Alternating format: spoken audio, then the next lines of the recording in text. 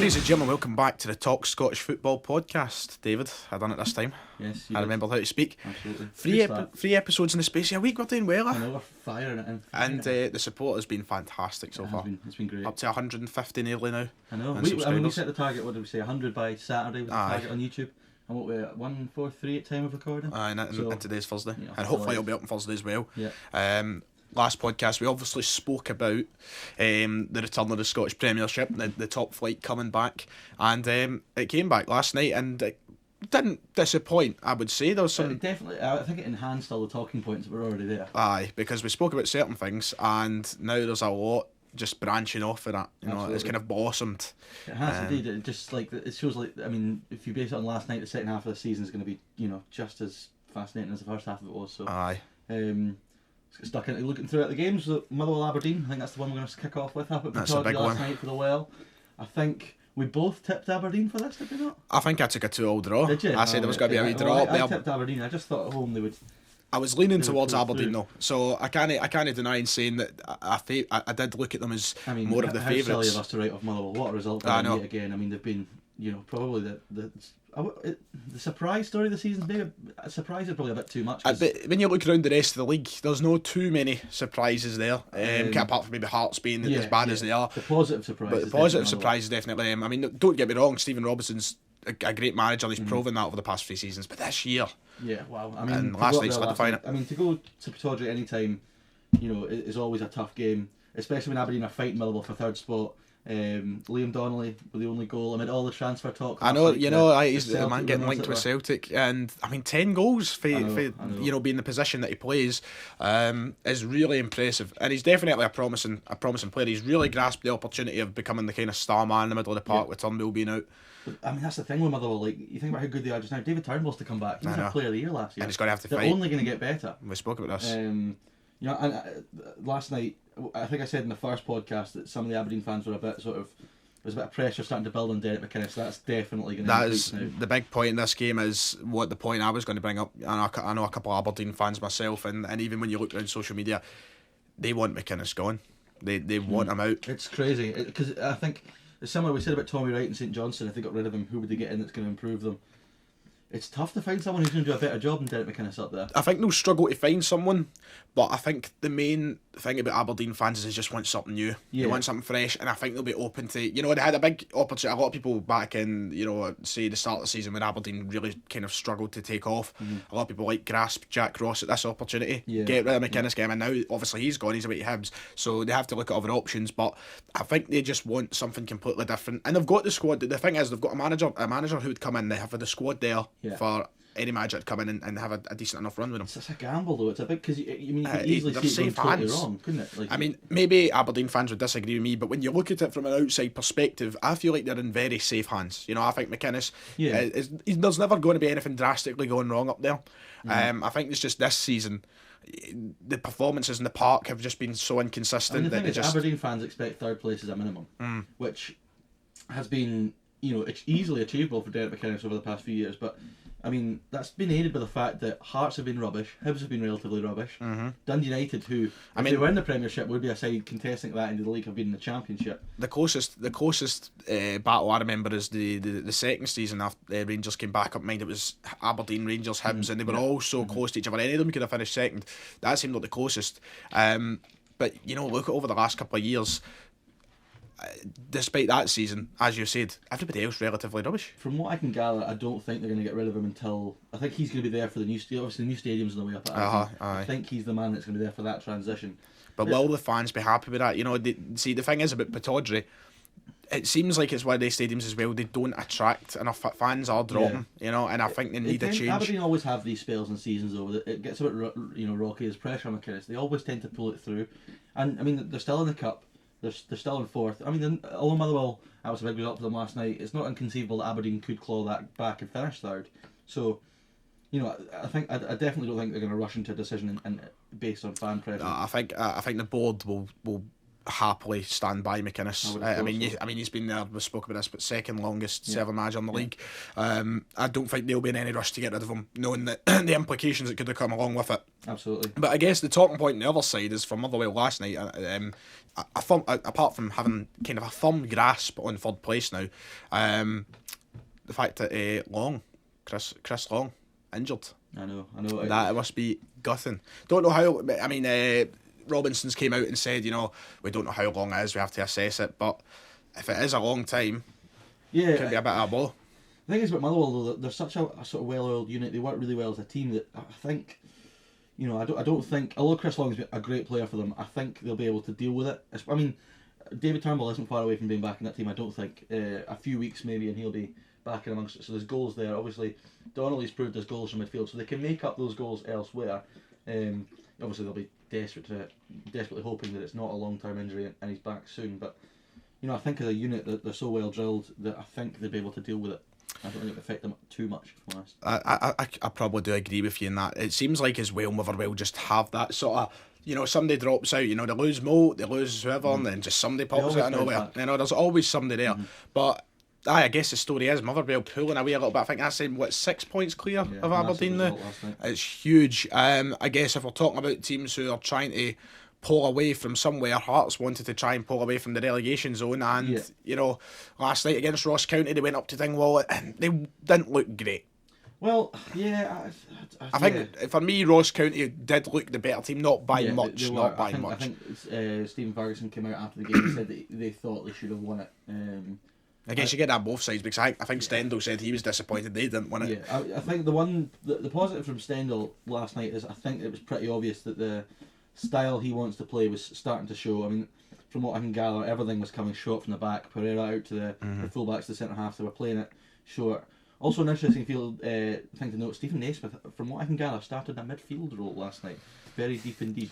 It's weird. I guess it's one of the things. It builds over time. You can't expect. I mean, despite their emphatic playing in the shoulder. I mean, last week they were playing. In the cup, it was a much. And with all due respect, a much easier tie for them. They're coming against Premiership opposition this time. It's going to Stendhal, if he wants to play the ball to feet and through the middle of the park, you want someone like Naismith who's comfortable in the ball to dictate that. You'd think that Naismith is the one that you kind of would like to play through, considering his experience and such. But I guess it's going to take time to come to effect. Dingwall's not an easy place to go to, and I think the quote we used last week, it's like the Stoke thing, got a cold Wednesday night in Dingwall. It's not easy. And Ross County have not had a bad season by all accounts. So I guess when you look at it as the first game back after the winter break, when you're trying to change things dramatically, maybe Hearts fans won't take, as long as they didn't lose the game. I think they would have lost that game 2 months ago. Aye, exactly. So I think they've got to take something from that. There is positives. I think it's the fact that Ross County, I did not expect them to be edged them on that better side after last week, especially because Ross County obviously went out the cup. Hearts went emphatically through the cup. It did kind of take me by surprise. I thought Hearts could have, if they won the game, I believe they would have went above Hamilton. Or would there have been just a point short of them? There'd have been definitely, if they'd have won that game, it would have been a real step in the right direction, not just before, because obviously the positives of the performance in terms of how he's trying to play were there, but that would have been enhanced so much by 3 points. Can you imagine the conversation though if they did lose the game? Yeah. Oh, what a blunder that would be for Hearts. So Stendhal's not going to come out and say he's happy with the point, but I don't think he's going to be too displeased either, if I'm honest. Well, that's Hearts Ross County covered, I believe. Well, let's go to the other side in Edinburgh. I wasn't watching any of the games live last night, but I had the scores coming through my phone and I saw that it was 1-0 to Hamilton at Easter Road. And I thought, honestly, jaw dropped at that point. I did not expect to see that come through. Typical Hamilton though, I thought this is going to be typical Hamilton. They always scrape for results. And I actually remember, I think it was like 2 years ago, Hibs went to Ibrox and beat Rangers. I think this was when Caixinha was still in charge. And it was a game they won 3-2 at Ibrox, I think you might remember. They went 3-2 and I was like, oh, this is it. Hibs' season to finish second, blah, blah, blah. The next week they lost 3-0 at home to Hamilton. Hibs it. They Hibs it. The classic saying, they Hibs it. And that was, honestly, when I seen 1-0 come through, I was thinking to myself, oh dear, here we go. This is it. We said at the start of the show that last night enhanced all the talking points we've been talking about. In the Hibs game is certainly an example of that. So Doidge, who we spoke about, scored again. Doidge's goal was from what I got a tap in from a Martin Boyle shot that hit the post. Martin Boyle, another man of the match performance and last night. Another assist as he crossed for Hanlon to score the winner. So yeah, the two of them are still flying. Yeah, it's another 3 points for Jack Ross. He's going to be delighted with that. Especially, I think at the start of the season, people questioned Hibs' character under Heckingbottom. Did the players want it enough? Did they fight for the the manager, you can't question that based on last night's performance. To go a goal down and come back and win is big for them. And for Hibs, and the story of the next 6 months, I think, is, Jack Ross, that's 11 games he's had now in charge of the Premiership. It's been fairly inconsistent. That's only his 5th win. Yeah. The next 6 months is they have to get the consistency there. I feel like that's always the story with Hibs. I feel like there's never consistency. But it's Jack Ross starting off with a win. Now he just needs to string them together, because they're sitting 6th just now. They've got themselves into that top 6. They can climb up if they could just get it all together, play every week the same standard. Absolutely. And even if they're fighting out wins like this and scoring late on in the game, if they get the 3 points, that's what they need to focus on. They've had this break now. Jack Ross probably looking at this as a chance to kind of get his mob fully together now. Yeah, of course. And I mean, they've got attacking players in form, and when you've got that, you're going to win games of football. I mean, we're getting to the point where Boyle's even getting spoke about as a potential Celtic target. If he keeps this form up, I mean, there's no reason why he couldn't be, linked to him. They're also, I mean, the boy Omiyonga coming back is a big boost. I mean, the Hibs fans absolutely love him, and no wonder. He's such a talented player. Someone who can take the ball in midfield and run forward, direct run. Lots of talent. It's just another boost for Hibs. And listen, for the Hibs now, I don't think, in terms of the fans' expectations for the rest of the season, I don't think they're going to be too lofty. I think they'll just want Hibs to get back to playing. When you always think of Hibs, you think good attacking football. Aye. The fans just want that back. So for the rest of the season, Jack Ross is kind of, he's kind of got a free hit in terms of what he does. And he's got the tools there. One attacking option. It kind of surprised me. I don't know about you, right? You probably don't think it's surprising at all, because he's been left out the squad for a long time now. He's still young. Yeah. Ollie Shawley and Hibs moving to Ross County. I saw that deal and I thought it was a loan deal, and I saw permanent. I know, because at first I was like, oh, that's a wee loan to the end of the season. Then I clicked and I was like, oh my god. I mean, permanent. But by all accounts, he's not really set the header alight recently at Hibs, but he's always been involved. He's always, for a young kid. I feel like every time I've seen him on the telly for his age and such, he's looked promising. Yeah, absolutely. I just thought that was bizarre that was a permanent deal. Some deal for Ross County. Oh yeah, Ross County. If I was a Ross County fan, I'd be very pleased with the signing. Obviously, I think it comes to, I don't think Ollie Shaw's had a lot of chances under Jack Ross. Maybe Jack Ross doesn't favour him. He's like, you know what, it's not going to be the best for your career if you stay here. To see what the fee was there. I think it was an undisclosed Undisclosed fee, now. I don't imagine Ross County playing big bucks for him. But again, I don't imagine Hibs letting him go for peanuts either. I know. So I mean, if you think of Ross County's transfer budget, then it can't be too much. No, they've got the owner McGregor's got money, and he's bankrolled them for years, but he's not pumping ridiculous amounts of money into them in terms of buying players. So especially at this time of the year when they're doing okay, it's not like they're in serious danger of going down. Yeah, they could still get dragged in, but I could understand it if they were like adrift at the bottom of the table, why he would spend big money with January window. But it was just a surprise, the whole move, to be honest with you. Ross County fans, as I said, they'll be buzzing. Yeah, they should be, you'd expect it. And rightly so. Right, let's move on to Livy St Johnstone. We'll leave the old firm till last. Oh dear, Livy St Johnstone. We said this was going to be the dead rubber of a game. Oh, it wasn't far from it. It wasn't far from it. Another good win for Livy though. An impressive debut for Robbie McCrory. Yeah, very impressive debut apparently in between the sticks. And they say apparently Xander Clark as well had a cracking game. Xander Clark's been brilliant for ages. Yeah, I think Xander Clark's one of the keepers. I feel every time he plays Celtic, he makes some amount of blunders, and I'm looking at him like, oh dear. But then when I watch him in every other game, highlights, he's superb. And you're talking about him as one of the best keepers in the league. McCrory started the season at Queen of the South on loan. Was very good down there by all accounts. Left them. I think the move to Livingston was done just as soon as he left Queen's, pretty much. Rangers will be delighted he's getting Premiership experience. Because you're looking at a potential future, first team player for Rangers. Because the Rangers fans seem to rate him quite highly. Yeah, and McGregor's not been around forever. Aye. For another 2 and then Fotheringham's not going to be there much longer by the sounds of things. So for McCrory to get Premiership experience is huge. Stephen Gerrard will be delighted with that, and for him to get a clean sheet on debut is fantastic. And we also spoke about last week the kind of dangerman that Livy have and where the good in areas. Lyndon Dykes getting an assist last night, contributing to the goal. So Johnson, probably disappointed. It really does. But they're not in a terrible position after it. They look at the teams below them, and by the way they were playing towards the end of the winter break, I think St Johnstone should be filled with confidence of where they can go. Yeah, I mean, better teams have and will lose at Livingston this season. Celtic went and got beat. They'll spend too much time worrying about that result last night. But yeah, Livy just to keep going. Doing Livy things. I mean, there's not a lot to say. I mean, 1-0 wasn't a game full of talking points. No. But they slug it out and they get the job done. Yeah. Right. We start with Celtic. Oh, here we go. I may as well start with Celtic. Yeah. I mean, a decent enough result last night. I couldn't have asked for it to be any better. I came on here and I said, we need to answer back strong from the end of the break. The end of the season going into the break. And it was terrifying just waiting for the first goal to come through, because obviously I wasn't at the game, sadly. So we're sitting waiting for. It's not my fault. Kelly cut the allocation, David. But sitting waiting for the goal was nerve wracking. But Odsonne Edouard, as cool as you like, he is the best player in the country, isn't he? Don't put me on the spot like that. Yeah. I know, I've already done it once today.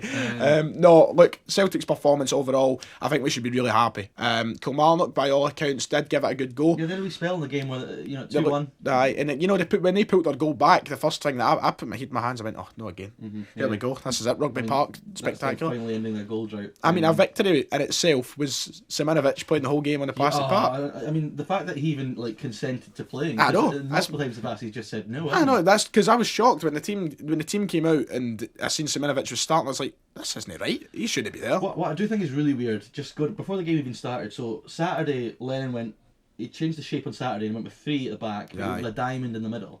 Whereas last night he went with sort of more wide. It just feels like a weird time of the season to be experimenting with shape. I thought originally going into the game that he would just stick with exactly what he'd done at Thistle. Up a little bit. He changed up a bit, and do you know what? It was nice to see that it worked. But it's good on Neil Lennon, because one thing I've always criticised Neil Lennon for in the past is his tactical approach to games. I feel like he's one of the guys that has a singular plan and that's it. He doesn't have much backup options. He's not willing to experiment. Mark Warburton was at Rangers and he said Plan B was to do Plan A better. Aye, like that is how I always thought Neil Lennon. But it's good that he's coming out and changing things up a wee bit, and it's good that it's giving guys a chance, because Griffiths now, he came in and that's 2 goals, 2 games, and an assist last night as well. We should have talked about Rangers first now, because we're going to have to talk a while about Lee Griffiths.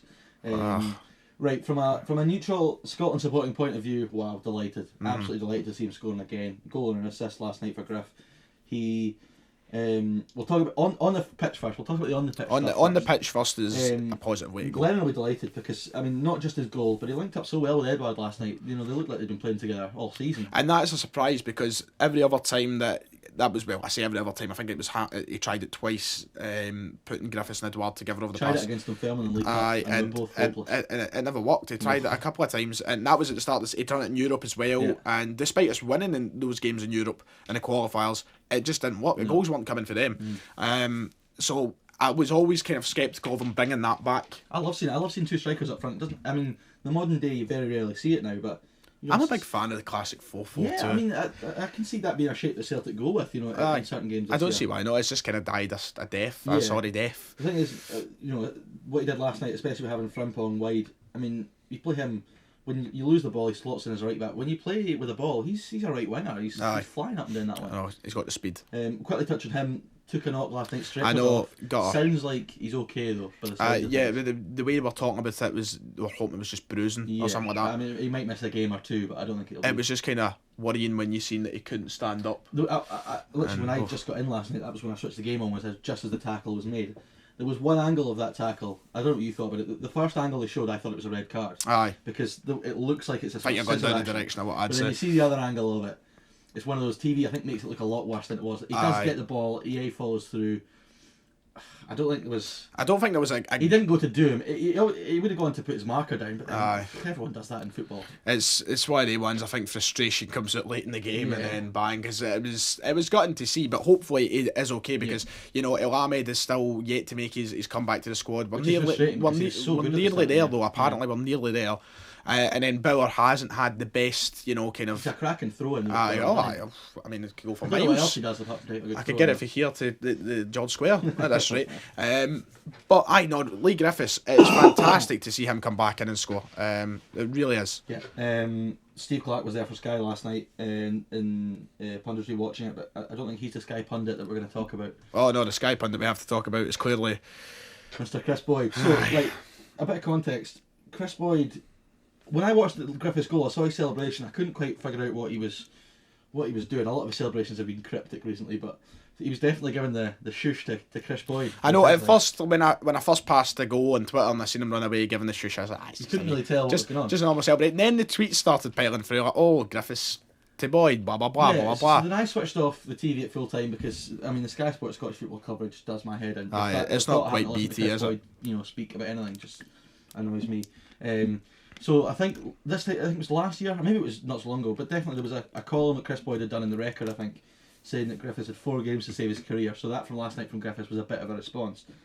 And I mean, in those 4 games, he's halfway there. He scored 2 goals and got an assist. I think he's pretty much saved the career. So I switched off the TV and then I just went on Twitter after the game and all I could see was Chris Boyd was getting a slating.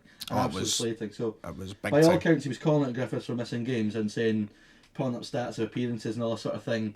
Now, whatever you think of Lee Griffiths, and you know he's had all his issues, and yet I'm not going to sit here and say that Lee Griffiths is squeaky clean and he's the smartest, you know, guy going, and you know he always. Which I'm sure, like that's the thing.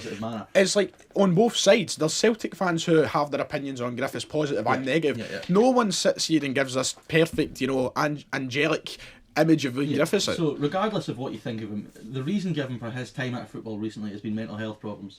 So for someone who has his own mental health charity to come out and, you know, on that platform, you know, go for someone like that just doesn't sit right with me at all. It's just how the thing that does my head in about it when I watched back on the footage last night, because I was very lost. I never caught the coverage afterwards as well. It's the way Boyd comes across. He comes across so, you know, so smart and smug.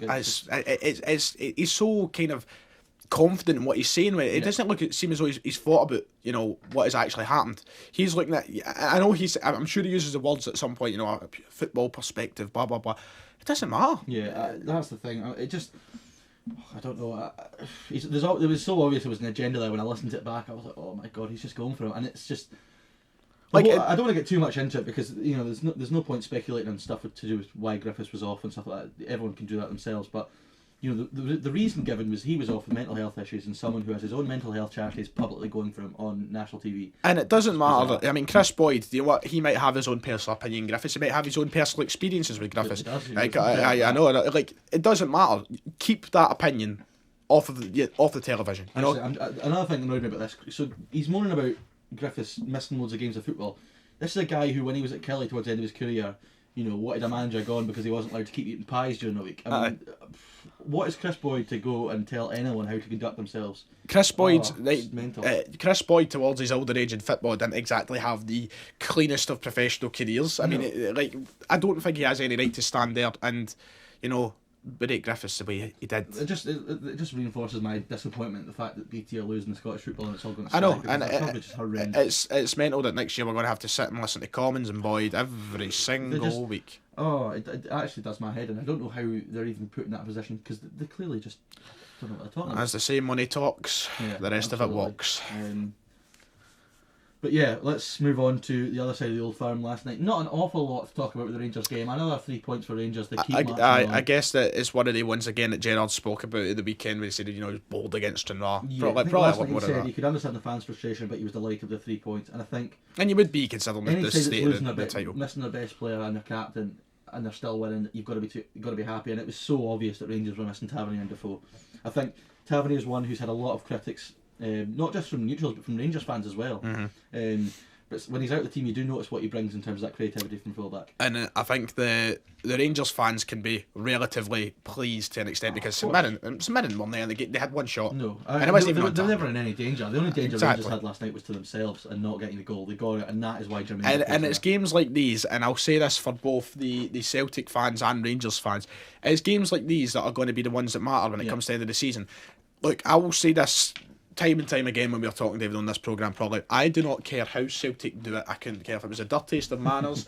If Celtic get the 3 points, I don't care how it's done. And that's the thing, that's all that matters. Like we said last week about how they'll be pushing each other between now and the end of the season, and you know that was the case, absolutely. I think if Rangers had heard that Celtic were getting beat last night, if the news had come through, the atmosphere at Ibrox would have been lifted, the team would have been lifted, and they'd have probably lifted it a gear. I was praying, mind you. Vice versa for the I was absolutely praying when it got to the last 10 minutes. I was like, come on, St Mirren, come on. I don't think there was any danger from what Angara Saints didn't really offer too much going forward. I mean, from their point of view, Jim Goodwin will be happy that, by all accounts, they didn't take a batter. You know, that is despite the lack of chances, and I say lack, no chances. Despite that, to go to Ibrox when the way Rangers have been playing this season and walk out with only a 1-0 loss, it's a positive for them. I think that's, you know, moving forward. His game plan would have been to do exactly what they did, sit in and, you know, And if they don't nearly concede that pulled goal, it. they And go away with a exactly, massive they result. nearly pulled it off. Yeah. So close to doing it. Morelos as well, though. I mean, they miss him a lot. I They mean, do. Defoe's great, and I was Defoe about to scores say the Defoe goal. is a cracking player, but there's a completely different The thing is with dimension to the Defoe, game if that you give Morelos Defoe- brings. If you give Defoe the chance, he'll take it. The thing is with Morelos will make the chance for himself and then take it. Aye, that's what I'm saying. He opens up a different dimension to the game completely. He's a really unique player, Morelos. Yeah, He really is, because I don't think that for all the criticisms I used to give him 2 years ago, and so I never thought he was that great. I mean, he has improved so much. That's the thing. He's improved to the point where I do look at him as a sort of unique player in the league. Oh. He really is something I've not seen before. And it's the same with, the other side with us and Edouard. He's unique in his own ability as well. I think it was all these sort of, I'm not going to give them too much credit, these random transfer rumours that Barcelona and whatever. That was a good one this week, wasn't it? The one thing I will say about that, though, is watching Alfredo Morelos play for Rangers reminds me a bit of watching Luis Suarez when he was at Liverpool, in that he'd get the ball and he'd make his own luck. So he'd run it somewhere and he'd get a nick and it would go his own way, and he was strong, he was physical, he was aggressive. Similar sort of player, so I can understand why. I'm still waiting for Morelos to decided bite make somebody, that. though. Yeah, well, you wouldn't put it past him, would you? I know, not at all.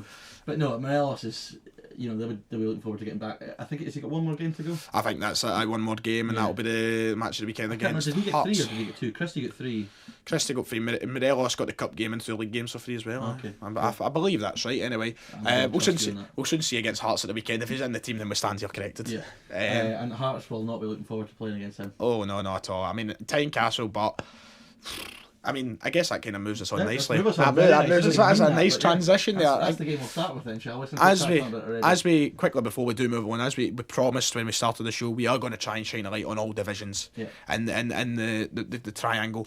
Or the pyramid, I should say. This is the Diddy Teams podcast as well. Exactly. And that one's for you, David, to keep you happy. But the Scottish Premiership fixtures this weekend, we'll briefly, we're about 25 minutes in, so we'll kind of briefly move over the games. Where do you want to start? The Hearts and Rangers? It's Sunday, but we'll go with it anyway. Right.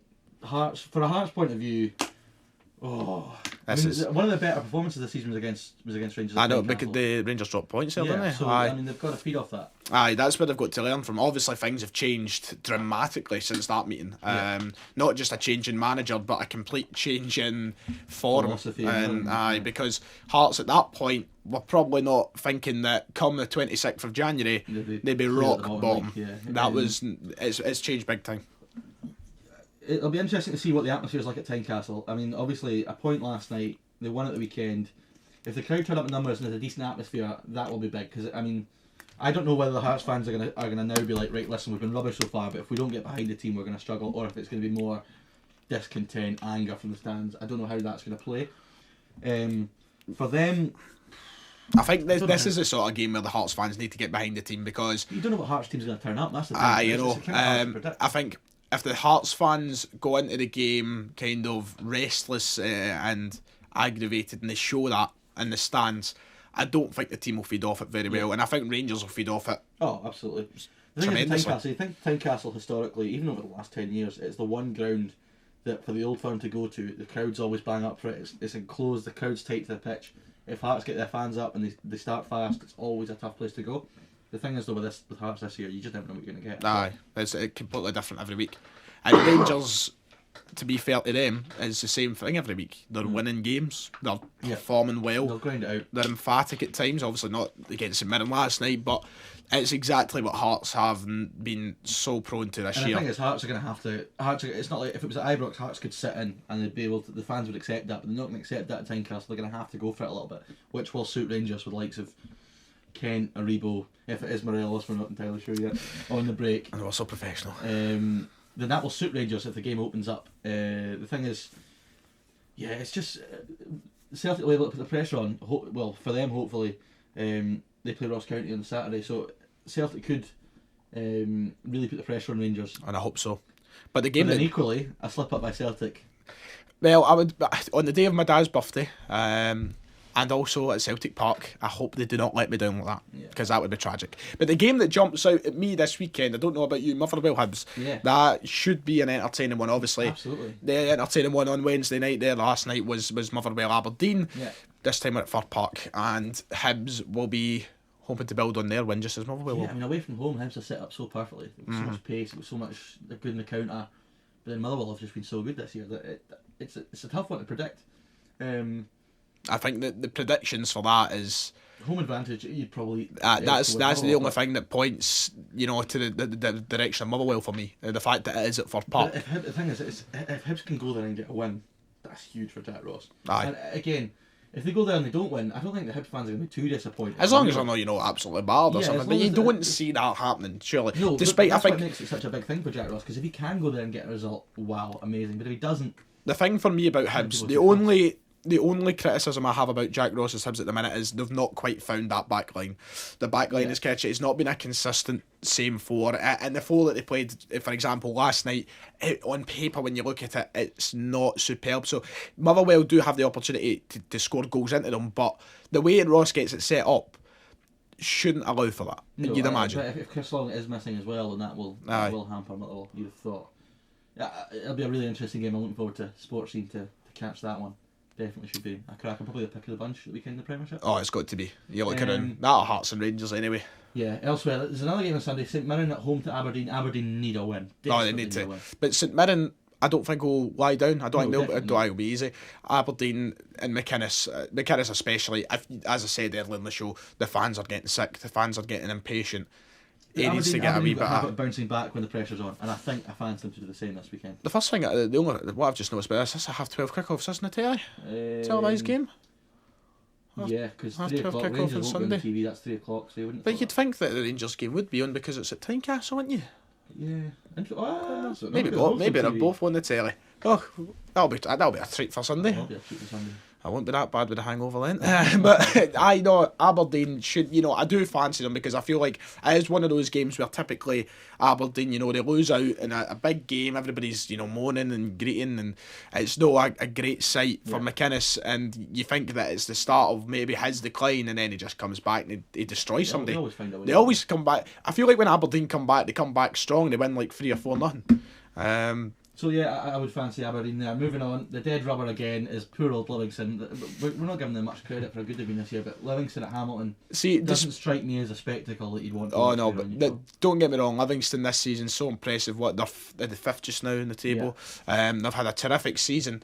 But they're never in a game that you want to watch. They're just not. And I try to say that with all due respect to them. But Hamilton, Livy, I mean, Livy, you'd think to go over there and maybe get a result, but Brian Rice is desperate for something because they are, dangerously getting close to the ball. Positives from their performance at Easter Road. Ahead for a decent part of the game. It's one of those Hamilton they always pull results out of the bag somewhere. I would fancy Livy to be too strong for them. Again, though, so dangerous to go and write off Hamilton. It is, and that's what I'm saying. Like, I think in the back of the Hamilton's players' minds and Brian Rice's mind as well, the thought of another loss there brings them even closer to that bottom spot, because Hearts, you got to, despite how bad Hearts have been, and we've already spoke about, or maybe there's no conversation for Hearts being too good to go down, you do still feel like that chances there of Hearts just pulling away, and Hamilton will want to go down the bottom spot. If you had to pick one of them that was going to win this weekend, you'd probably fancy Hamilton to beat Livy rather than Hearts to beat Rangers. So there is a chance that gap could widen this weekend. You could. You look at it like that. I mean, it's true. Well, it's true. I don't want to jump back to Hearts. I feel like we're always talking about Hearts, but it's another big weekend for them, because if Hamilton win and they don't, pressure's on big time. But if they do get something against Rangers and Hamilton fall, they're getting the momentum of a big result against Rangers added to the fact that it's a point gained towards trying to stay up. Very true. And then St Johnstone Kelly's got 0-0 written all over. That's the 0-0 of the weekend. Yeah, I feel a bit bad for slagging Hamilton Livy now, because I think St Johnstone Kelly could be even worse. It potentially could be, because at least I think at Livingston you've got a team sitting in the top half performing well, and then Hamilton, who at points of the season look good, whereas Kilmarnock and St Johnstone have been the kind of two teams in the league this season. Recently, and I would probably fancy them for that, because Kelly just don't score goals. Dyer needs to start getting results there. Yeah, it's a dire situation. Yeah, I can't believe you just made that joke. No, near can I. Yeah, they desperately need results. Otherwise, I mean, they risk getting really sort of drawn into heading down towards the bottom of the table as well. So, yeah, it's not enough what to say about that game. It's 0-0 written all over it for me. In the Championship, you're in for a treat this weekend, David. Let's talk about you for a minute. You've got a good weekend. Let's just settle down. Well, I have an interesting weekend in prospect. So, Dunfermline at home to Dundee tomorrow night. I will be there. Yeah. You're in the press box again, aren't you? Aye. Yeah, be covering that game for Not the Old Firm again. A wee shout out there for Ben and his team. You know. Good work done over there. Absolutely. Especially the coverage of Dunfermline, first class. Anyway, yeah, Friday night football live on the telly. I think it's on BBC Scotland. It might be an hour, but it's on one of the two. I'll need to get my 7:05 kickoff. I'll need to get my Gaelic book out then, when I Agus Dunfermline. Pretend. Yeah, so Dunfermline, as we all know, much to my displeasure, have been rotten for large parts of the season. 5 defeats in the bounce. Dundee, who have also been, I always think about how bad Dunfermline have been this season. Dundee are only 4 ahead. Yeah, they've got a game in hand as well, but they're only 4 ahead. You know, James McPake it really needs to turn this around at Dundee. There is a danger that if Dunfermline, although I think this is unlikely, if Dunfermline beat Dundee tomorrow night, they're only, a point behind, albeit Dundee have a game in hand. And the way this league goes, you put 2 or 3 wins together. It must be a horrendous season for Dundee in the terms that, obviously look at the other side of the road when they're flying. You look at their own team, especially, and I think that reflects on, you look at the attendance in the Scottish Cup last week. The fans, once again, they just didn't. I know. Forgot the game was on. In terms of Dunfermline, for us, 5 defeats in the bounce. I think it's getting to the point where the majority of the fans want Crawford gone. If you were in the fortunate position, if you lost the game this weekend, if you were the chairman or whatever, would you get rid of him?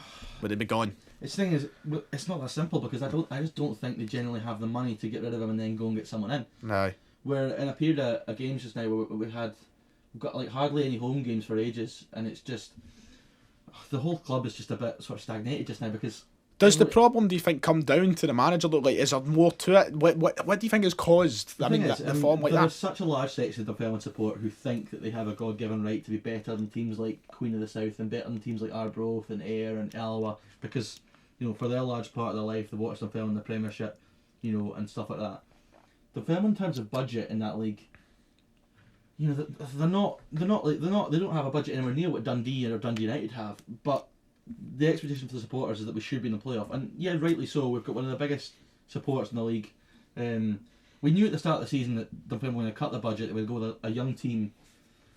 It's so tough, because this league, if Dunfermline lose again tomorrow, they're in serious danger of going down this year. They already are, but again, if they win tomorrow and then they go and win a couple of games, they're looking at the playoffs again. At the start of December, we were absolutely flying. I know, because it was flying. The famous cry of the Pars are going up. Yeah, I was believing it myself. It went from the Pars are going up to the Pars are going down in 3 weeks. And that kind of tells the story about the championship this season. It's so close. I never even realised that till a couple of weeks ago. Dunfermline fans are so discontent that things are going on, but they're not the only team in that boat. Thistle fans, Morton fans, they're all in the same boat. And it was the reverse fixture at Dens that was the killer for Dunfermline. That's where the bad run started. Went up to Dens having won 3 in the bounce, 3 in a week they won, and they were back in the playoffs against Dundee. If they'd have won that, they're really looking at competing for the playoffs. They get done 4-3, and then they lose the next 4 after that. It's so tough. And another thing, we've lost Harry Cochrane, Anthony McDonald and Greg Kelty all back to the parent clubs, and we've got 2 players in, Ethan Ross and Dom Thomas, but the fans are just looking for more players coming in. The film fans just need something to cheer about. And with this game being a Friday night, the crowd won't be great. It's live on the telly. It's just, Dunfermline are desperate for a result. Absolutely desperate for a result. I'm fancies, in all honesty. I feel I do. And do you know why I say that? You put them in the coupon last exactly, week. Exactly. That's it. That's because I'm going to do it this week again. I'm not going back to the Friday night game. You mad? Ayr Inverness. I think that'll be a good game. It will be a good game. Another game I'm going to this weekend again, covering that game in the press box. I was there last weekend when they beat Ross County. Mark Kerr's done a really good job to finally turn it down. They're heading in a positive direction. I'm looking forward to it. Last weekend was a really good game for Ayr. They won against County Premiership opposition through in the Cup. This is a game, I think, this is second against third in the Championship. So exactly, both teams at the top end. Both teams also bouncing off a Scottish Cup win last week as well. Yeah. Both teams heading through, so there's a lot of confidence at both teams. If I was to fancy anybody, it's probably more on the side of Ayr. But you can't write off Inverness. They've been entertaining enough this season. It's a cracking game. I'm really looking forward to it. You've landed on your feet there, getting that one. 2 games this weekend. Hopefully, I enjoy both of them. But yeah, ask me again how it went on Monday night. And then briefly for the rest of the Championship, we've got Dundee United and Morton. United win, I think. Yeah, I think that'll be a Dundee United win. Queen of the South, Alloa. you know, I feel like backing Peter Grant here because they've just came off a win the other I've night. just got a feeling I'll do it as well. Queen and South have not had a great Because match, they got the win over well, Arbroath the other night. So Yeah. I'm on the other side. Arbroath and Partick, I'm going to be back Good McCall. game. I'm going to be back McCall for that. Yeah, go up to. Yeah, it's an interesting one. Yeah, It's a decent show in the games, to be fair. Yeah, the Championship's offered some good entertainment this weekend. This will need to keep picking up the wins. They've had a good transfer window so far. So, yeah, I'd probably fancy Thistle as well. Arbroath have kind of dropped away a little bit recently, but. Well, you're going to Ayr to see Ayr Inverness, and you're obviously at Dunfermline as well Friday night. It's better than the opportunity I was offered, but I'm away to Celtic anyway. That's where I'll be this weekend. Clyde and East Fife, I could have been at the press box this weekend. But, I mean, it doesn't on paper doesn't sound like a great game, but you look at the way that league's gone this year. The table is just so tight with teams, and Clyde and East Fife are two of those teams that are up in the top half that a win for either will really propel the promotion. I mean, the three teams that are sitting at the top in Falkirk, Rafe and Airdrie, all three of those teams, you'd fancy them in the games. They're all at home this weekend. Yeah. You'd imagine 3 points for each of them. So for whoever wins the Clyde East Fife game, trying to make sure they don't get fall away from that group. A win for either of those would be huge. And once again, not a bad weekend. Briefly, quickly run through as we run out of time here. Peterhead and Dumbarton. I mean, it's one of those ones. Long trip for Dumbarton. Exactly. Yes, I mean, it's a far journey to go. It'd be interesting to see how Dumbarton cope without Rory McAllister. Obviously lost him. Yep. Big player for them. Dumbarton started the season really slowly, but have come back recently. It's a tough one to predict that. I think home advantage for Peterhead will probably be enough, but an interesting dynamic with them not having the usually ever present Rory McAllister. Because of that, I'm going to go for the controversial choice of Dumbarton. Falkirk and Forfar, as I've already said, you'd expect a Falkirk to win. Falkirk have hit a bit of form now. Aye, I think Falkirk will go. Fire, so. Exactly. Clyde East Fife, Yeah. I would be. I don't know. There's a home advantage for Clyde, but East Goal Fife scorer I'm as having well. a bad season. Aye, exactly. David Goodbilly David fan Goodbilly, goals. definitely. Aye, I'll go for Clyde. Yeah, The wee home win as well. And Rafe at home as well. Rafe, I aye. think speaks for itself. And then Airdrieonians, Stranraer at the bottom. Yeah, You'd absolutely. expect Airdrie to win, Yeah. surely. And that brings us on nicely towards the end in League 2 this weekend, where we get a few games. Cove at home to Annan. Cove, Yep. who are Flying. Yeah, Aye. you'd expect them to win again. I think they've benefited from Peterhead losing McAllister by bringing him in. That's only going to make them even And better. Cove Rangers have also benefited the fact that Edinburgh City lost the last game. That's them got a bit of a lead now at the top. Edinburgh City need to bounce back, try and close that gap again. League 2 is always a difficult one to predict, I think, because see when you look at look at the odds, they're always so close. I know, and it's one of those ones as well. There's not too much exposure on the league, so you're kind of having to do your own sort of research and gather your own opinions rather than taking them off anybody else. Which is good. But Edinburgh City need to win if they want to try and keep. Yeah, exactly. keep That's you think if you're thinking staying in Edinburgh, you've got to go away Edinburgh City for the fact that it seems like a must-win game if they want to get top of the table. I mean, obviously they've got the playoff opportunity there, but.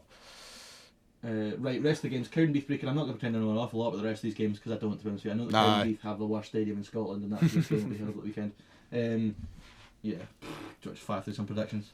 I'm going to I'm for the first game I already said I'm going to go Edinburgh City. Cowdenbeath Brecon. I'm going to go Cowdenbeath. Yeah, I'm going to go draw. You got to go draw. Yeah, no bad. You still mean 'cause I was going to take a draw for Queen's Park Albion Rovers. Queen's Park getting battered last week. They did, for Kelly. Yeah, I'll probably go Albion Rovers actually. Albion Rovers. Yeah, I see a wee draw somehow happening. I feel like Queen's Park need to kind of recover some confidence. Still an Albion Elgin. Flip a coin. Really, because you look at the league table. I mean, it's 5th and 6th, isn't it? So Exactly. It could be any of them. I'm going to go Starling home advantage. Why not? Fine, and just to oppose you, I'll go on Elgin's side. I think we're both agreed on Cove. And then Cove Rangers have got to get the win surely over there to continue on their form. That's the weekend's fixtures. That is it. The Thursday podcast is complete. It is The indeed. weekend will be interesting to say the least. It will be very interesting. As we get thrown out the studio.